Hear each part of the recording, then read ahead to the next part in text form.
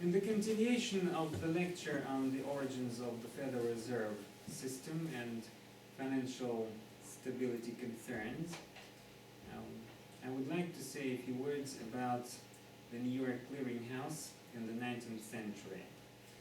And the way it worked after Civil War especially was that this bank was the bank for other banks, so to speak. It could be said that New York Clearinghouse was a sort of a banker's bank, because when there was a financial crisis, a financial panic, a run on a bank, you could turn to this bank, you could go to this bank and tell them to give you some free cash in order to be able to stay afloat. And after some time, this clearing bank in New York became one of the very most important financial institutions, banking institutions in the United States and this country. And organizations that were really connected, that were integrated into the New York banking system, into the financial system of the United States, they turned to this bank because in those days the area was a matter of a special concern. Banks from San Francisco, for a bank of San Francisco, it could be really difficult to turn to the New York Clearinghouse because San Francisco Bank was on the western coast, and the New York Clearinghouse was on the eastern coast of the United States. And this is why it was really difficult to connect these banks, to set a few important, to set a tranche of the free float of capital, because it was in the 19th century, and in the 19th century, as you know, there were almost no airplanes appeared to the end. By the end of the 19th century and the early 20th century, there was a special rise in communications development. Telegraphs just appeared. So it was really difficult, and the way it worked as a lender of last resort was that New York Clearinghouse could purchase illiquid long-term assets of a commercial bank in New York State, for instance, and these long-term assets could be purchased because they were good for the bank and they could be used as a collateral. And the banks, the very important issue here, that the commercial bank should be really solvent. That means long-term assets should be real, and they should exist in practical things. So they should not be really speculative assets, long-term assets, such as today, for instance, some sort of exotic derivatives, weather derivatives or things like that, or credit default swaps and many other really toxic assets, as they're called today. If we look at this graph of financial panics in the United States, all the way from 1873 to 1914, we can see that there were many banks collapsed. A financial panic in 1973, 1873, 1884, 1890, 1893, and 1907. And there were financial panics, banking panics. Many banks closed. And the majority of banks which were closed, as you can see, that was a banking crisis or financial crisis of 1893. Almost 500 banks collapsed in 1893. Then there was a really serious banking panic of 1907, when almost 100 banks collapsed, and just before the First World War in 1914, there were 150 banks that went bankrupt. That was a really serious issue. The United States really needed the lender of last resort, and some economists and financial luminaries of those days were really concerned about developing some good projects for the financial system, for the central banking system in the United States. And there were many negotiations of how to do that. So the issue of a bank being connected to the central banking system, of a commercial bank being integrated into the new financial central banking system in the United States, was really a matter of great interest in the financial industry, in the real sector as well. These two forces, two factors that drove this reform, the construction of the Federal Reserve System, which it was called, as it was called in 1913 and 1914, just before this institution was created. There were two groups, really, Main Street and Wall Street. Wall Street being a financial institution, or that was actually the New York Stock Exchange, and the people who worked on the stock exchange were mostly people from finance. And the Main Street, that was the real sector, and they still exist today. These both powers of the United States economy. They drive the economic growth of the United States. They did it in the 19th century and in the 20th century as well. So the thing is that they were really, the Main Street was concerned that the financial industry would use their interest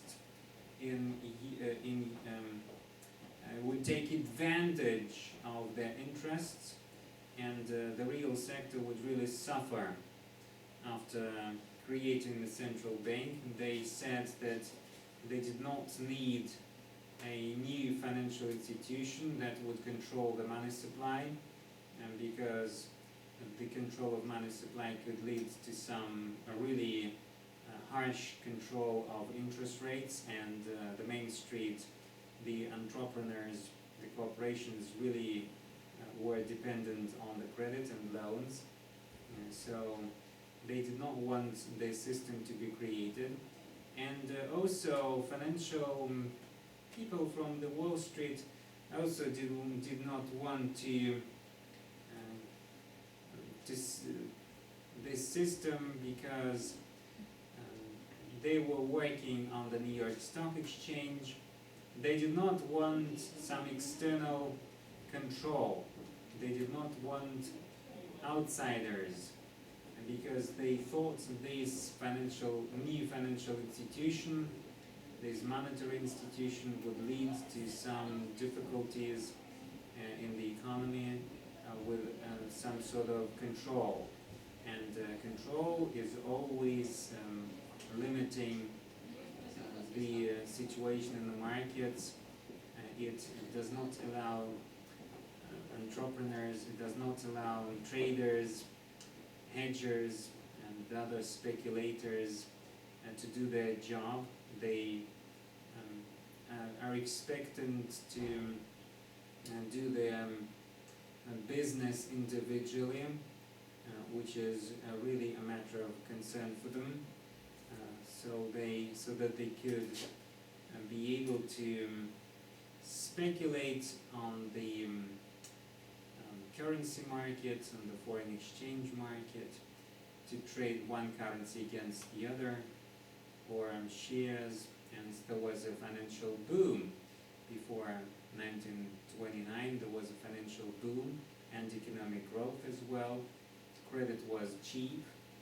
People bought automobiles on credit. People bought everything on credit.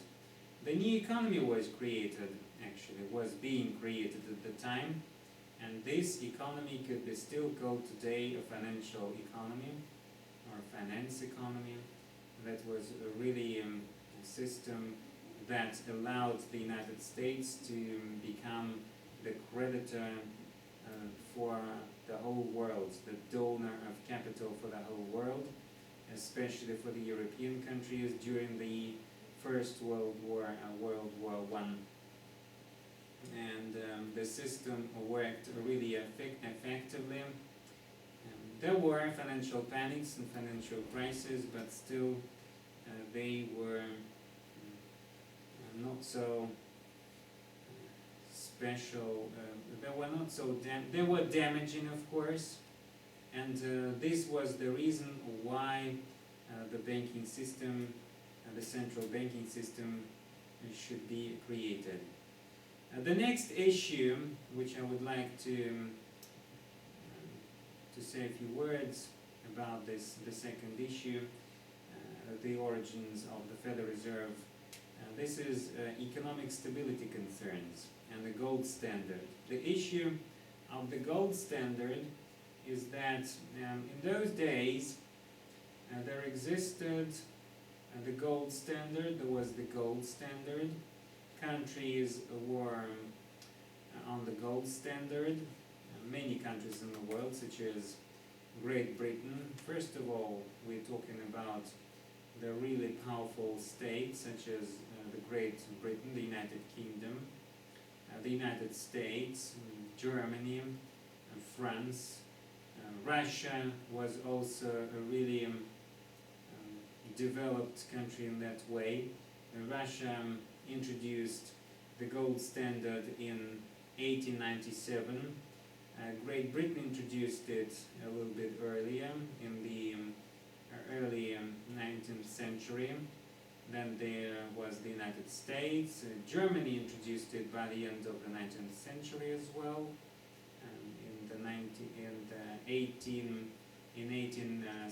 In the 1870s, after the war between France and Germany in 1870, 1871. There was the war between Germany and France, and France was defeated by the German Empire.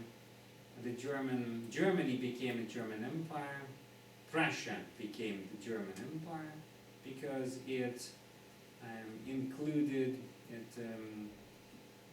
annexed a few countries, a few territories and areas in France and Belgium, in the north, and Denmark and Austria, really many territories in Poland, and it became the German Empire, and they introduced the gold standard.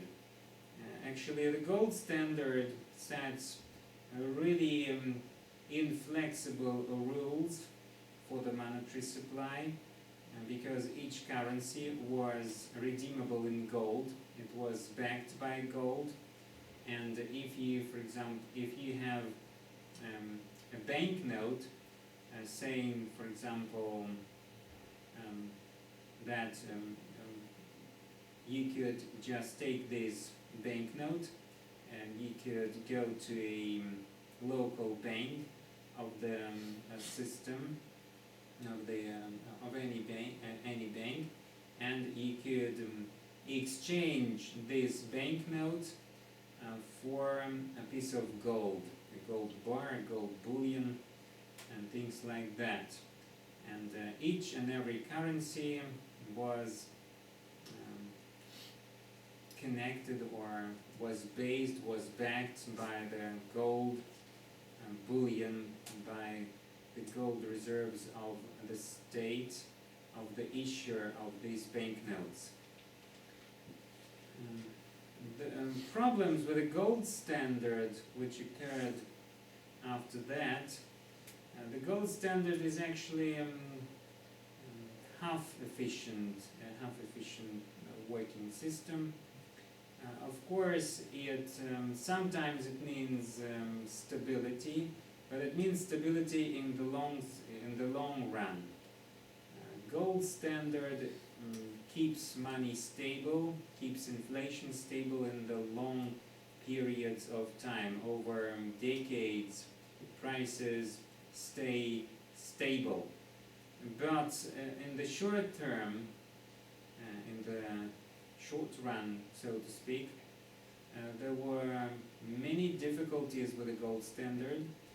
Prices really fluctuated, and this was an issue, a very serious issue actually, when prices fluctuate, because it destabilizes the economy, it creates uncertainty in the local markets, it creates uncertainty in the financial markets and the stock exchange. Of course, the strength of the gold standard, and at the same time it's the greatest weakness of it too, because money supply is determined by the supply of gold, and it cannot be adjusted in response to changing economic conditions. So the gold standard was a really difficult system. It required control, and at the same time there should be a free float of gold between the countries, because the United States, the United Kingdom, France, Germany, they traded with each other, and they needed a system that would allow them to be the trading powers, the importers and exporters. They should have had some sort of basic knowledge and idea of how to deal in the world market, in the international trade system. That was the way it always worked, and that was the way how the gold standard set the amount of money you could the amount of gold you could receive if you just turn up at the bank and say, I would like to exchange my banknote against your the gold bullion and the United States dollar, and we are talking about the Federal Reserve System, was redeemable in gold. It was backed by gold for a long time. Before the First World War, World War I changed everything. What are the problems with the gold standard? All countries on the gold standard were forced to maintain fixed exchange rates. For instance, a British pound was some sort of 3 grams of gold, 9 grams of gold, and German Reichsmark was about 3 grams of gold. And this was a fixed exchange rate of the German Reichsmarks against the British pound. And that meant that a third of a British pound was the amount of money you should have paid for purchasing Reichsmarks, and you had to pay 3 times as much for purchasing British pounds if you were a German company. And that was, on the one hand, it was really easy to trade, because everyone knew that the exchange rates of the British pound against the German Reichsmarks was really fixed. It was not difficult to determine the exchange rate, and the industry was working, the international trade industry was working really good, because it allowed entrepreneurs, companies to really know at what price they could have sold their products on the world market, and how many investments they should have put into their business, into their exports and things like that. As a result, the effects of bad policies in one country also could be transmitted to another country, because if you had the gold standard, that meant that you should have maintained a fixed exchange rate, and if your trade balance was not was negative, if your current account balance was really negative, and you had no you had to do something about this problem. You should have put some money into the system, and issuing money meant that you issued banknotes usually. You did not have enough, the sufficient amount of gold to cover all the currency you created, you issued, and this currency was just thrown into the markets, and inflation was a great problem because of that. And then there started the First World War, World War I, and problems started accumulating, and other problems of with the gold standard were that this system, if not perfectly credible, credible means you did not trust it fully. A gold standard was subject to speculative attacks all the time. For instance, British pound was under continuous pressures from the speculators in the world markets, in the financial market. And John Maynard Keynes said that the Bank of England had some sort of gold film, because it covered only 30% of their banknotes. Only 30% of British pounds in banknotes were really covered by the gold bullion, and the other 70% were just a pieces of paper, and not real money. And that was a serious issue, because if all the people holding cash they could go to their commercial banks and withdraw from their accounts, demand gold in exchange for their banknotes, and the Bank of England could not have the sufficient amount of gold. And there was really in the central banking system of the Great Britain, of the United Kingdom, there was really a difficult situation.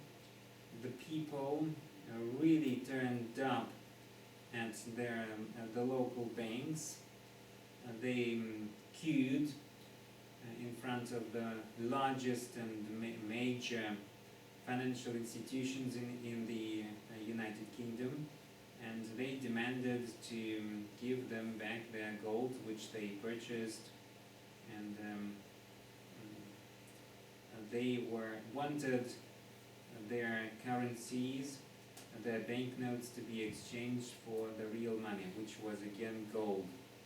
So the gold standard did not prevent frequent financial panics. What it did, although the gold standard maintained price stability in the long run, in the long periods of time, over medium run and really in the short periods of time, the system did not allow the financial system or inflation to be stabilized and be kept at some sort of really sustainable level.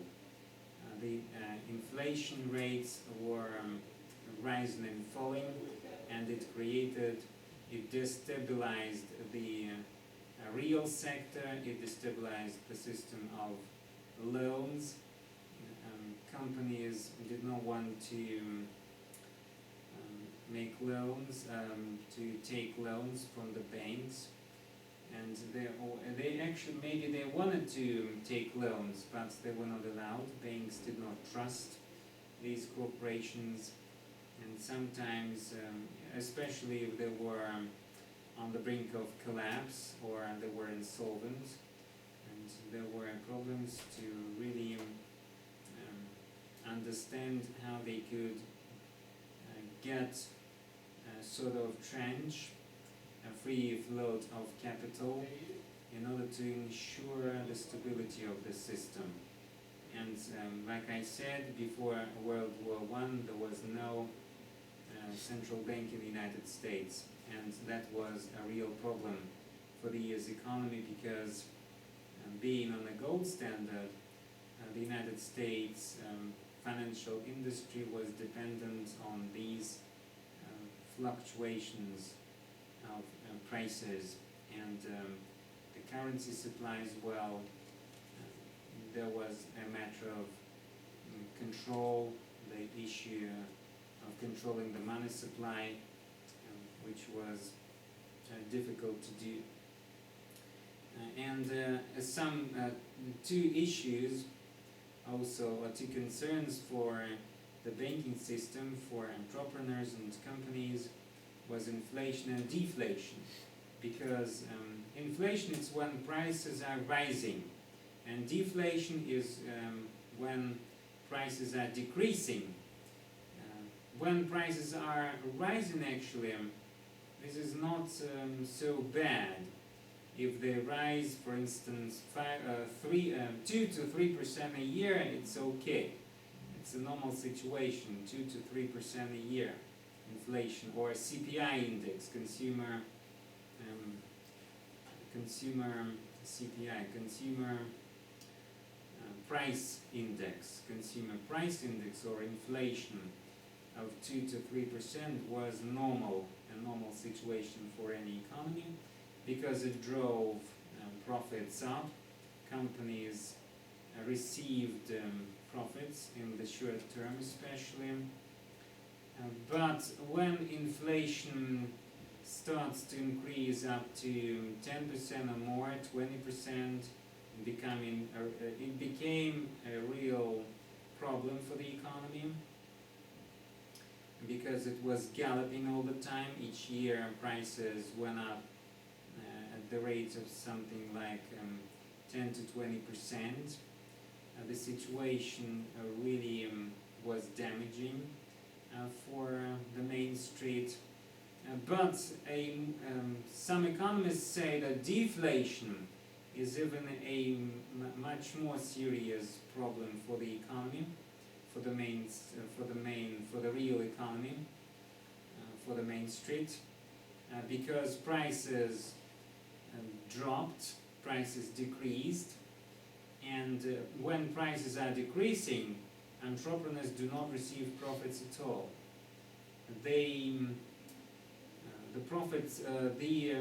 Their products of these companies are becoming cheaper, and these companies, having invested money into developing products, into producing them or selling abroad, they did not receive much money out of their transactions, and deflation became a real problem for those economies. In the second half of the 19th century, there was a global shortage of gold,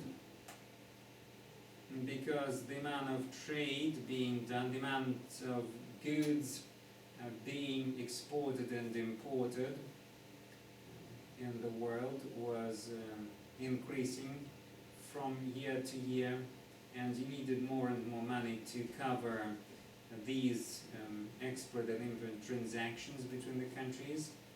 And there was an idea that in the 19th century the gold shortage would lead to the establishment of some sort of system that required not only gold being used in these transactions, in the internet, in the international trade and international finance, and some thought that the shortage of gold would lead to deflation, that the prices would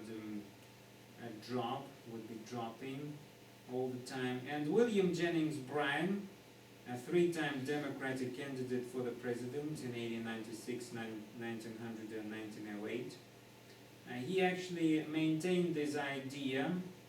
He was always saying, and he told especially the farmers that they were going to have some difficulties and problems if they maintain the gold standard, because farmers were not interested in the prices dropping.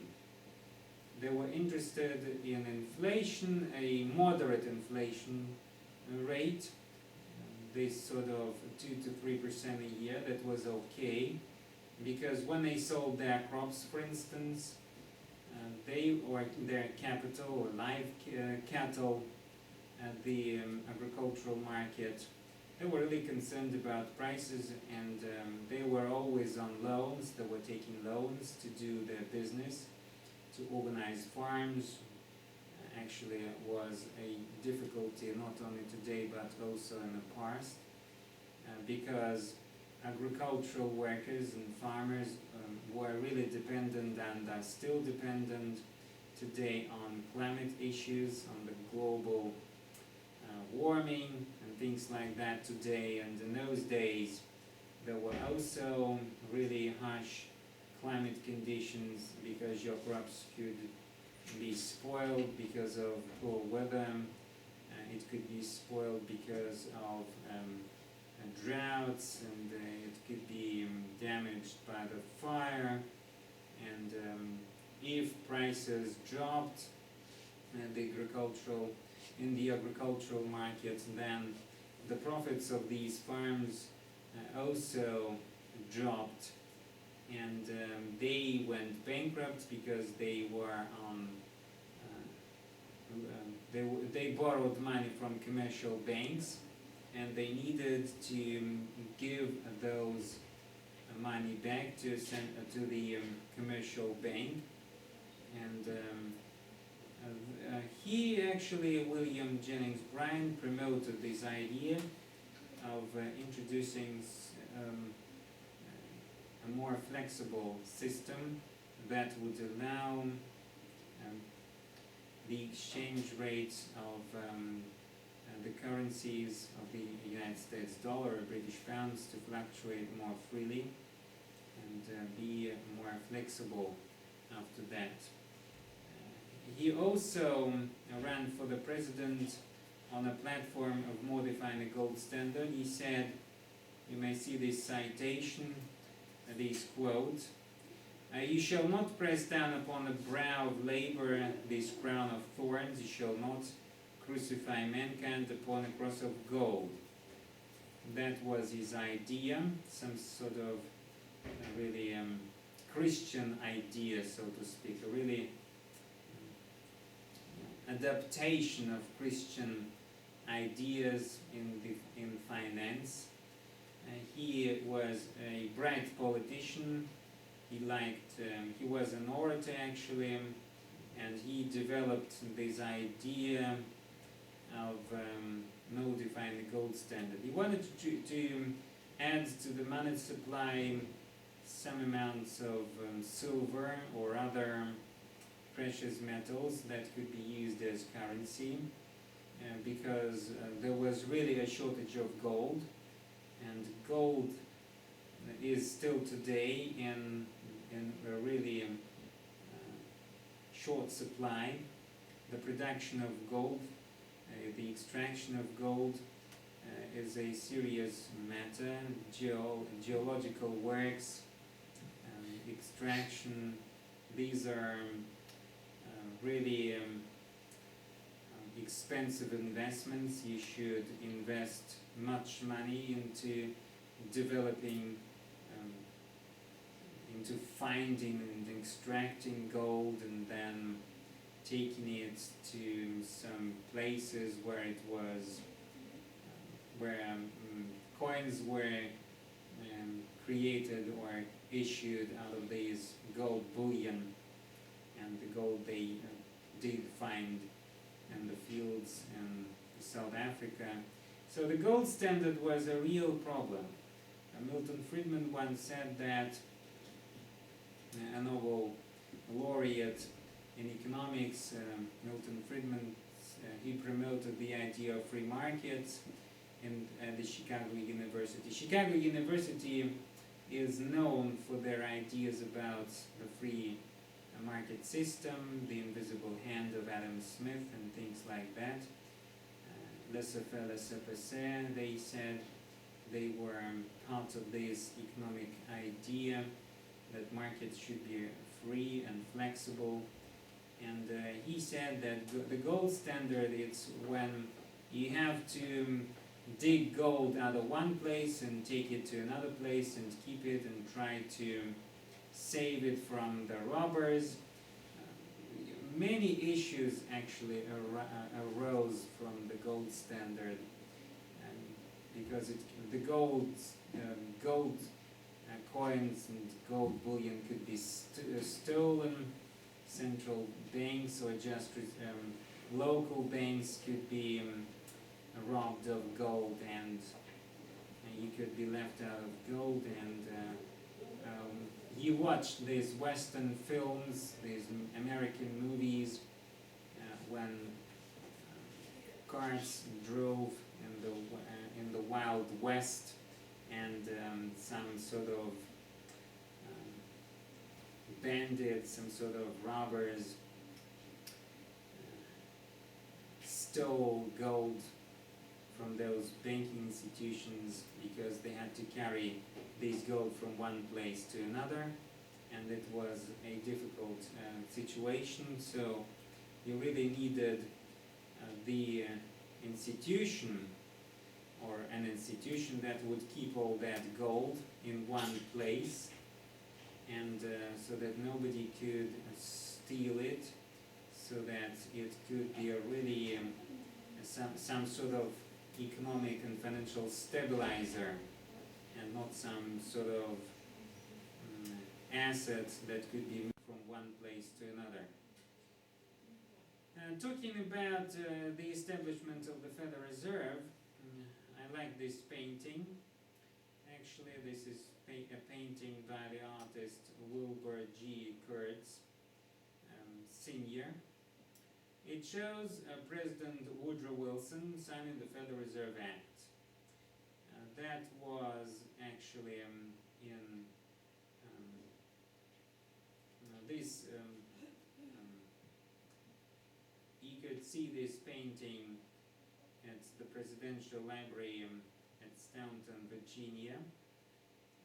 That was given by the courtesy of the Woodrow Wilson. He was President of the United States in the early 20th century.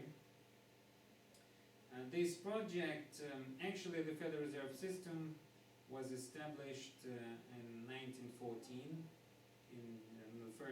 It started working on the 1st of January, actually, but the Act on the Federal Reserve Act, was signed, it was ratified in 1913. Congress passed this law, this legislation, the Federal Reserve Act, just before Christmas, on December 26th, if I'm not mistaken. And they voted to introduce the Federal Reserve Act, and then the President of the United States signed it into law. It became a new piece of legislation.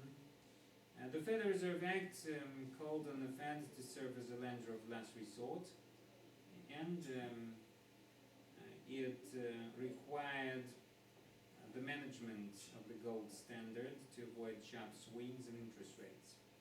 So the system was really concerned the President of the United States and some major financiers in the United States were really concerned about economic stability and financial stability in the country, and they wanted to create the lender of last resort, and the lender of last resort was the Federal Reserve System. They introduced new rules of exchanging gold into currency, into banknotes. They introduced some legislation on developing and modifying the gold standard. That was, again, World War I started in August 1914, and the Federal Reserve Act was signed into law in January 1914, so more than 100 years passed since then. The Federal Reserve System had its anniversary, centenary, actually, its centenary in 2013, 2014, 100 years. It's a great date, a great anniversary for the United States. So the system was meant to avoid really harsh fluctuations in the money supply and the exchange rates and inflation as well as deflation. And of course, the financial panics were a real concern for American financial system because it damaged the economy, damaged the real sector and the financial industry. The idea of the establishment of this system was, so like I said at the beginning, I said that it was really difficult to create a central bank, a new central bank in the United States. Actually, there was another attempt in the United States to create the central banking system. If I'm not mistaken, the first central banking system was planned as an establishment in 1835, but it was created, and sometime later this system collapsed. So there were really, because of the interests of the Main Street and Wall Street, this system collapsed. And so now they thought, actually, the Main Street and the Wall Street, they thought that there would be one institution that would control all banks in the country. They were concerned about the interests of this institution. They were afraid of manipulating the money supply, of manipulating interest rates, and so they did not want the system to be created. But now Woodrow Wilson came up with an idea, and not only Woodrow Wilson, but other financial luminaries at the time, especially Morgan, J.P. Morgan, John Pierpont Morgan, came up with an idea to create not one bank, not one central bank, but to create 12 banks. And these banks should have been included into the Federal Reserve System. So the United States Central Bank is not just one institution like in Russia, the central bank with its subsidiaries across the country. But actually it was a system of 12 reserve banks that had some rights to create currencies, to issue the dollars. As you can see in this map, there were 12 banks, and the majority of these banks, of these institutions, were located in the eastern part of the United States, because in the early 20th century, the majority of economic activity, the majority of enterprises, the majority of manufacturing and financial industry was concentrated really in cities like Boston, New York, Philadelphia, Chicago, St. Louis, Atlanta. These were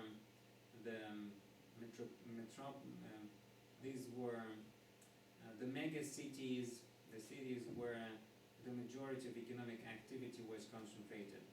And that was the reason why there were so many reserve banks in the eastern parts of the country. And as you can see, in the western part of the country there were not really many of them, only actually 4 in Texas, in the north of the United States, and in San Francisco. So this was a real issue. Today, of course, the economic activity of the United States shifted a bit. The western states became more powerful. California became the most populated state in the United States because it created a good financial industry. It created many manufacturing plants, and of course Silicon Valley is located there, and it became a real economic power. But the location of these banks remained the same, like it was in 1914 and 1913. They are still located in these cities and in these particular states. So the system did not change. And of course there is the Board of Governors, and this Board of Governors is situated in Washington, D.C., and this is the place where the representatives, the presidents of the Federal Reserve banks from New York, Philadelphia, Boston, etc., they come together and they discuss the issues, and the most important issues for them were managing the money supply. They wanted to control the rate of refinancing. In the United States, the rate of refinancing is called the U.S. Fed Fund rates, or just U.S. fund rates. This is a short-term rate which is being set during discussions on the exchange rate issues, and the Board of Governors decides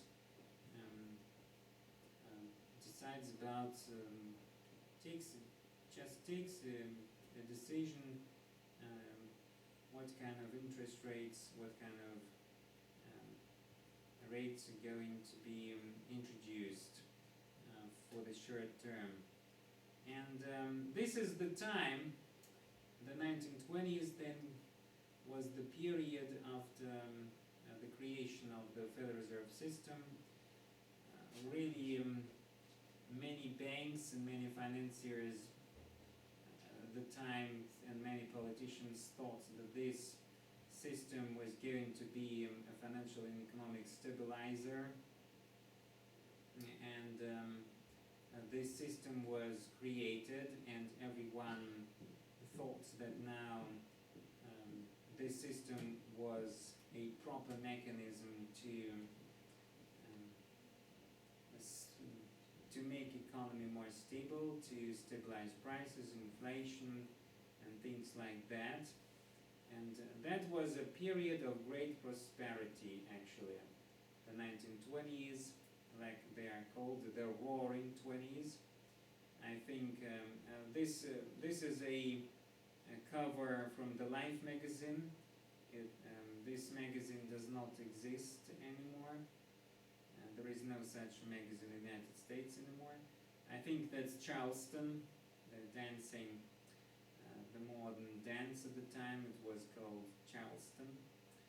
And actually, this was life back in those days, a Roaring 20s, a period of great prosperity when everyone purchased goods and services on loans. They borrowed money, and they bought cars and radios and many other manufactured goods. 9 out of 10 families drove cars in those days, and that was a booming economy, the greatest economy in the world, and it exported its culture across the globe into Europe. Everyone tried to be like like people in the United States. They tried to be a sort of they wanted an American way of life, actually, in Europe as well. And in Berlin, that became a center of freedom and the free culture in those days. That was just before the financial crisis, before the Great Depression of the 1930s. That turned everything backwards, and an economic crisis began after that. So the system worked really efficient before 1929, and I think at this point I would like to make a stop. Alright, next time we're going to start with the Great Depression and economic crisis. So just put this title down, the Great Depression, and just as a reminder for you, next time we're going to talk more on the Great Depression and how the United States Federal Reserve System handled this economic crisis. Thank you very much for your attention. I'm awaiting you next time again, and I would be happy to receive you and to hold another lecture on the Federal Reserve System. I think I'm grateful to you for your coming here today, and I think that was an interesting issue for you, a further development of your ideas in the global financial system and how it works. So I think there's knowledge, there's skills which you're going to receive to get my lectures would really help you in the future in your other subjects and maybe even professional life. Thank you very much.